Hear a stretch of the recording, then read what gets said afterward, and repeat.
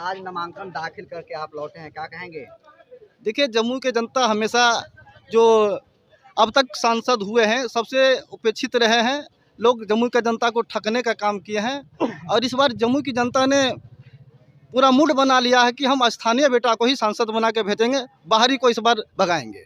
बाहरी कौन है सर? बाहरी जितने भी प्रत्याशी जम्मू लोकसभा क्षेत्र से लड़ रहे हैं सभी बाहरी के बाहरी हैं। जम्मू स्थानीय से कोई उम्मीदवार नहीं है। मैदान में अर्चना रविदास हैं, इधर जो है चिराग पासवान के बहनोई जो है अरुण भारती जी हैं, तो कैसे टक्कर दीजिएगा? देखिए, चिराग पासवान जी जब जम्मू के सांसद होते थे हर मंच से बोलते थे कि मैं जम्मू का बेटा हूं और जवानी में आया हूं, बूढ़ा बन के जाऊंगा। वो बीच में ही जम्मू के जनता को धोखा देके यहां से भाग गए। पहले लोग उनके पिताजी को नेता मानते थे, पिताजी चले जाने के बाद में उनको भी नेता मान लिए, लेकिन अब वो कह रहे हैं मेरे बाप को भी नेता माना है, मुझे भी नेता माना है, अब मेरे बहनों को भी नेता मानो। ये जम्मू के लोग बर्दाश्त नहीं करेंगे। जम्मू के लोग उनको नकार दिए हैं। इस बार बदलाव होगा। इस बार बदलाव होगा।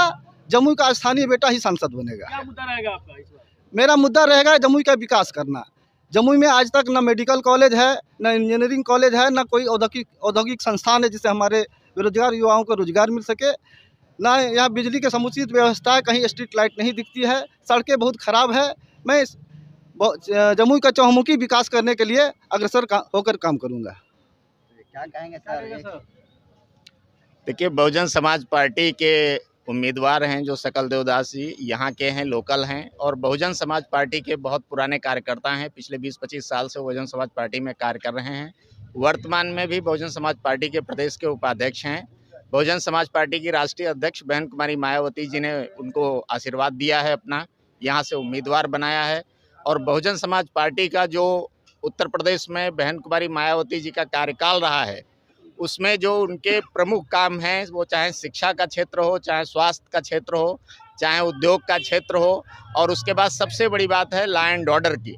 और अब ईमानदारी की अगर बात की जाए तो आप जानते हैं आज की तारीख में थोड़े दिन पहले ही इलेक्टोरल बॉन्ड का जो भूत आया निकल कर माननीय सुप्रीम कोर्ट की तरफ से, उसमें सभी पार्टियां दागदार हैं। सभी ने उद्योगपतियों से पैसा लिया है, गरीबों का खून पिया है। सिर्फ और सिर्फ अकेली बहुजन समाज पार्टी है जो देश की ईमानदार पार्टी है। मुझे विश्वास है इस बार इस देश के मतदाता ईमानदार पार्टी और ईमानदार नेता को चुनेंगे और 2024 में बहन कुमारी मायावती जी इस देश की प्रधानमंत्री बनेंगी। जमुई की जनता से अनुरोध है कि वो लोग सकल देव जी को इधर से चुनाव जिताकर भेजें, जिससे कि बहन कुमारी मायावती जी इस देश की प्रधानमंत्री बन सकें। धन्यवाद। धुरंधर प्रत्याशी जो है मैदान में उतरे हैं, कैसे टक्कर देगी भाजपा? देखिए, देश की जितनी पार्टियां हैं, इलेक्टोरल बॉन्ड से ये साबित हो गया है कि वो उद्योगपतियों से पैसा लेती हैं और अमीरों के लिए काम करती हैं। बहुजन समाज पार्टी ने एक भी पैसा नहीं लिया। तो ये इस देश में 80% गरीब लोग हैं। उन गरीब लोगों को तय करना है, हमें ईमानदार के साथ रहना है, जो उद्योगपतियों के लिए काम करता है उनके साथ में रहना है।